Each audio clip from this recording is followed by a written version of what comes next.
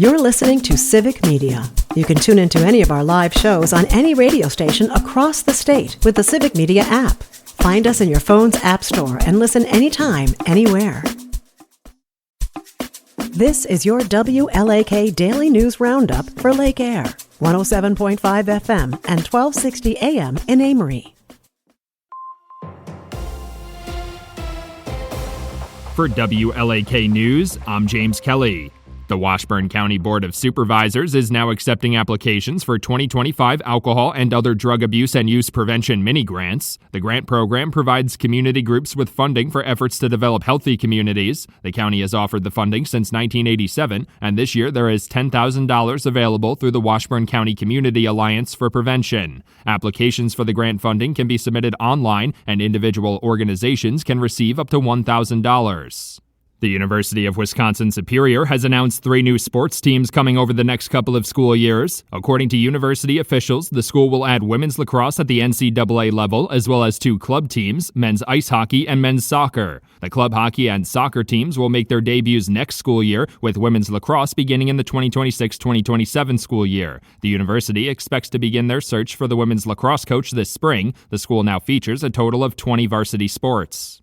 The Wisconsin Department of Public Instruction has announced record-high graduation rates for high school students last year. According to new data from the agency, the 2023-2024 school year saw about 91% of Wisconsin's high school students graduate on time. Officials say that marks the highest rate since the 2009-2010 school year, when the state changed the way it calculated graduation rates. Attendance rates also increased and chronic absenteeism decreased, marking the best numbers since the 2020-2021 school year.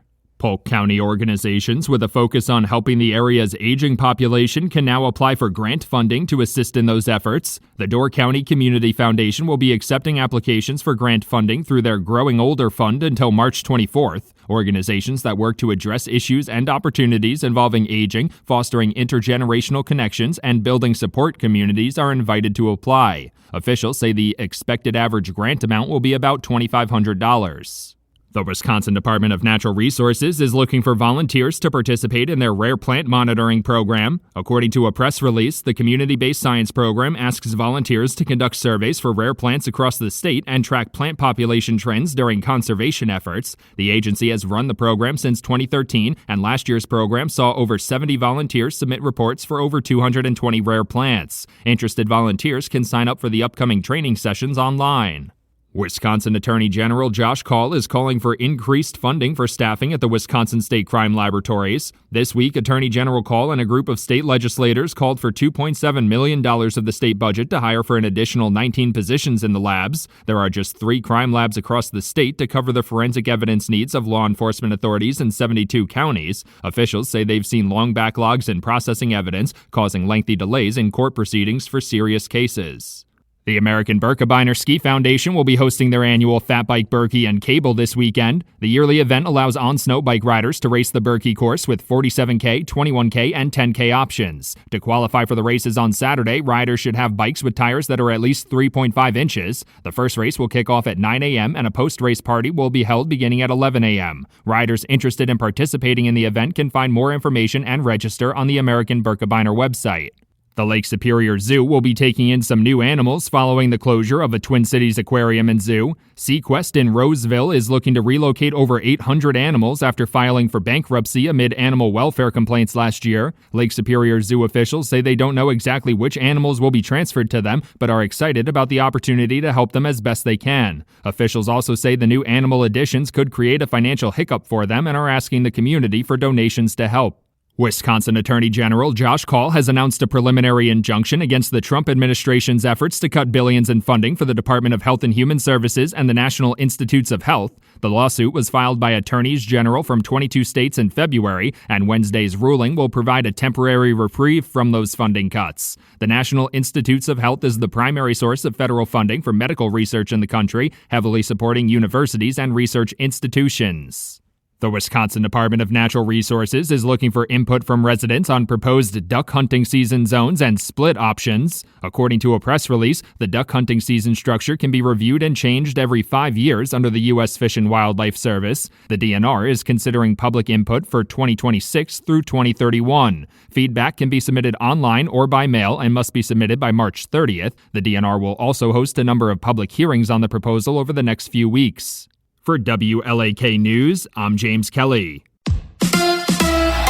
A busy weekend in college basketball. Hi, I'm Mike Clemens with sports. Big game tomorrow for Marquette. The Golden Eagles host number 6-ranked St. John's at Fiserv Forum. It's senior day for Marquette. Tip-off time at Fiserv Forum, 11 a.m. In Madison, the Badgers will host Penn State at noon tomorrow at the Kohl Center. The Milwaukee Panthers season came to an end last night at the Klotchie Center after losing to Oakland, 72-64. Milwaukee just 3 for 12 at the foul line. In women's hockey, the number 1 ranked Badgers women's team are in Minnesota today to take on the Bulldogs in Duluth. It's the first round of the WCHA Final Face-Off Tournament. NFL Mason Crosby officially retiring today after 16 years as the team's kicker. I was drafted by the Packers. I got to win a Super Bowl in Green Bay, in Titletown. Like, one of the coolest things that has ever happened in my life is to be able to wear that Super Bowl ring, and nobody can ever take that away from us. That's the Packers' Mason Crosby. With sports, I'm Mike Clemens.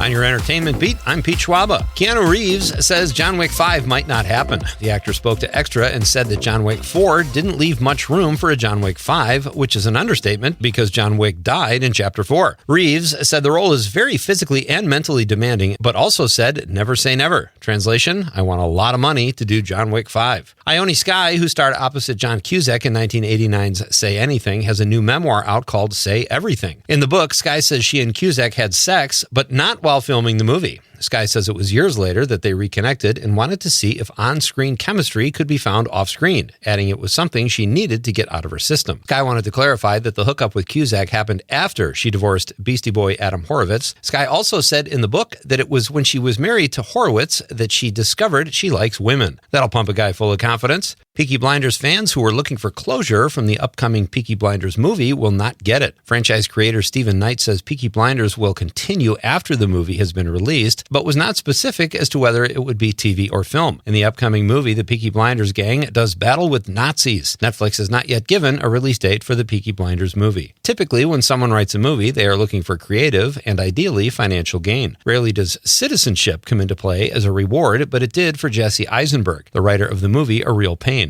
The Polish government granted Jesse citizenship for writing the film set in Poland, for which he was nominated for an Academy Award for Best Screenplay. Nice to have a place to weekend. The TV FBI is being canceled. The real-life FBI, well, that remains to be seen. But for creator Dick Wolf's FBI franchise, the news is not good. FBI Most Wanted and FBI International have both been kiboshed by CBS. Both shows are spin-offs of Wolf's FBI and often won their time slots, which doesn't make a whole lot of sense, so my only guess is that Dylan McDermott's acting is so cringe in FBI Most Wanted that they canceled both shows. Sticking with the world of espionage, despite what was supposed to be a highly anticipated second season, Netflix has announced it is canceling The Recruit after just 2 seasons. Variety reports the show drew just 5.9 million viewers in the first 4 days of the season 2 release. The news was confirmed when actor Colton Dunn, who plays operative Lester Kitchens, spilled the beans on social media, then also asked for work. For more showbiz fun, tune in to Nightlight with me, Pete Schwaba, weeknights from 6 to 8 p.m. on the Civic Media Radio Network.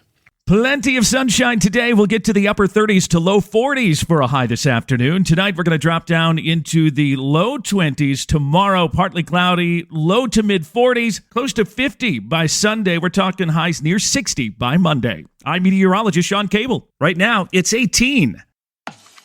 That's your WLAK Daily News Roundup from Civic Media. Subscribe to this podcast on Spotify, Apple, or wherever you find your podcasts. Find more news at lakeair.radio. The national news cycle never stops, but it can be hard to find news about your local community. Civic Media is dedicated to providing quality local and state news coverage across Wisconsin. With the Civic Media app, you can get notifications about local stories that matter to you and your community. Find the free Civic Media app in your phone's app store and choose notifications from the menu to tell us what kind of news you want to hear about.